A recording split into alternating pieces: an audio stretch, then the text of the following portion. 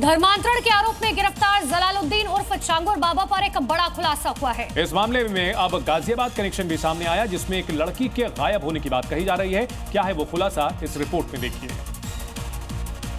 गाजियाबाद की रहने वाली एक पीड़ित महिला ने बताया कि 2019 में उसकी बहन को दुबई भेजने के नाम पर गायब किया गया, ब्रेन वॉश कर हिंदू धर्म से अलग किया। पीड़िता ने बताया कि 2019 में बहन टूर एंड ट्रेवल्स का कोर्स कर रही थी। उसी समय उसकी जान पहचान बदर अख्तर सिद्दीकी नाम के एक शख्स से हुई, जिसके बाद पहले गाड़ियों में घुमाने और बातें करने के बहाने बदर अख्तर सिद्दीकी ने उसे बहलाया फुसलाया, फिर धीरे धीरे उसके दिमाग पर कब्जा कर लिया। आरोपी द्वारा तंत्र मंत्र भी कराया गया। इसके बाद 24 अक्टूबर 2019 के बाद से बहन का कोई अता पता नहीं चला। आरोप है आखिरी बार बदर अख्तर सिद्दीकी उसे एक स्कोडा कार में ले गया था, जिसमें पर्दे लगे थे और 3 अज्ञात लोग सवार थे। कांवड़ यात्रा को देखते हुए मेरठ में पुलिस ने कमर कस ली है। इसी बीच एक थानेदार का वीडियो वायरल हो रहा है, जिसमें वो कांवड़े की मदद करता हुआ दिखाई दिया, कांवड़ उठाकर उनके साथ चलता हुआ दिखाई दिया। दरअसल हरिद्वार से लौटते हुए कांवड़ियों की भीड़ और इस भीड़ में अचानक नजर आते हैं थानेदार साहब, जो कंधे पर कांवड़ उठाए इस पवित्र यात्रा में पुण्य कमा रहे हैं। वायरल वीडियो में साफ देखा जा सकता है कि कैसे ड्यूटी पर तैनात रमाकांत पचौरी ने न सिर्फ एक कांवड़ी की मदद की, बल्कि खुद कांवड़ उठाकर यात्रा में चल पड़े। श्रद्धा और सेवा का ऐसा मेल कम ही देखने को मिलता है। अब आप सोच रहे होंगे इसमें क्या बड़ी बात है, तो उसकी वजह से भी जान लीजिए। रमाकांत पचौरी ने उस केस का पर्दाफाश किया था, जिसमें मुस्कान ने अपने प्रेमी साहिल के साथ मिलकर अपने पति की नृशंस हत्या की थी। आगे आपको दिखाते हैं राजधानी दिल्ली से जुड़ी हुई 5 बड़ी खबरें। दिल्ली में आज लगातार तीसरे दिन स्कूलों में बम की धमकी से हड़कंप मच गया। आज एक बार फिर द्वारका में थॉमस स्कूल को बम से उड़ाने की धमकी मिली। कल भी स्कूल को एक धमकी मिली थी। वहीं कल सेंट स्टीफन कॉलेज को भी बम से उड़ाने की धमकी दी गई थी। दिल्ली पुलिस इस मामले की जांच में जुट गई है और धमकी देने वालों की तलाश की जा रही है। राजधानी दिल्ली में मास्टर प्लान को लेकर मंगलवार को एक अहम बैठक हुई, जिसमें गृह मंत्री अमित शाह और दिल्ली की सीएम रेखा गुप्ता के साथ साथ केंद्रीय मंत्री मनोहर लाल भी शामिल हुए। करीबन 40 मिनट तक चली बैठक में राजधानी दिल्ली में विकास को लेकर योजना पर गंभीर चर्चा हुई। बैठक में एनसीआर का दायरा बढ़ाने को लेकर भी चर्चा की गई।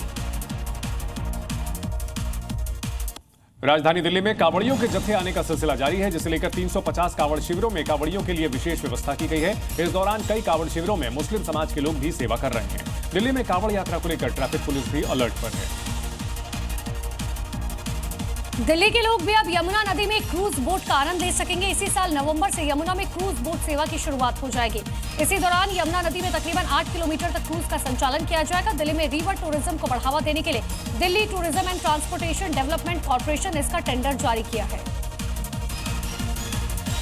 दिल्ली एम्स में पार्किंग को लेकर जमकर हंगामा हो गया। अस्पताल के पार्किंग इलाके में मरीज के रिश्तेदार और पार्किंग कर्मचारियों के बीच झड़प हो गई। आपस में मारपीट का वीडियो भी सामने आया है, जिसके चलते कुछ देर के लिए अफरा तफरी का माहौल बन गया। मामले को लेकर पुलिस अब जांच में जुटी है।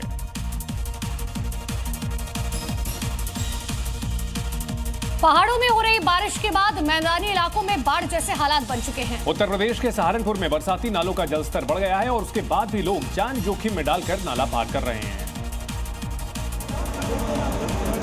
अब इस बाइक सवार को देखिए, बरसाती नाले का बहाव इतना ज्यादा तेज है कि उसके बाद भी ये जान जोखिम में डालकर बाइक निकाल रहा है। अगर थोड़ा सा भी बैलेंस बिगड़ता तो क्या होता है, इसका अंदाजा लगा लीजिए।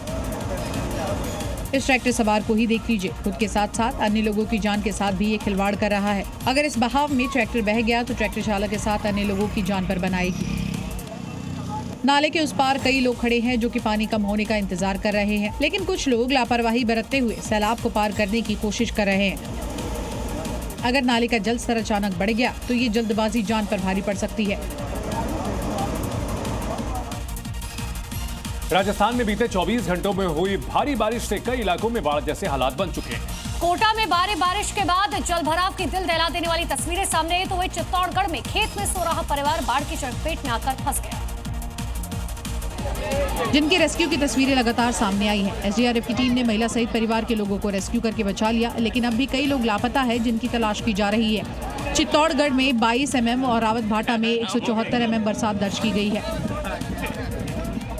वहीं कोटा के जिले में बीते 24 घंटे में 7 इंच से ज्यादा बारिश दर्ज की गई। जिले के निचले इलाकों में घरों तक पानी भर गया, लोग अपने घरों में फंसे हैं। चंबल नदी का जलस्तर भी यहां पर बढ़ गया है। घरों के बाहर खड़ी गाड़ियां और डंपर भी पानी में डूब गए। इलाके में नाव ही सहारा है, जिसके जरिए फंसे लोगों का रेस्क्यू करके सुरक्षित जगह पर पहुंचाया जा रहा है। कोटा में आज भारी बारिश के अलर्ट के चलते सरकारी और प्राइवेट स्कूलों में छुट्टी घोषित की गई है। राजस्थान में इस मानसून सीजन में अब तक सामान्य से 102% ज्यादा बारिश दर्ज की जा चुकी है, जिसने लोगों के साथ साथ प्रशासन की मुश्किलें भी बढ़ा दी है।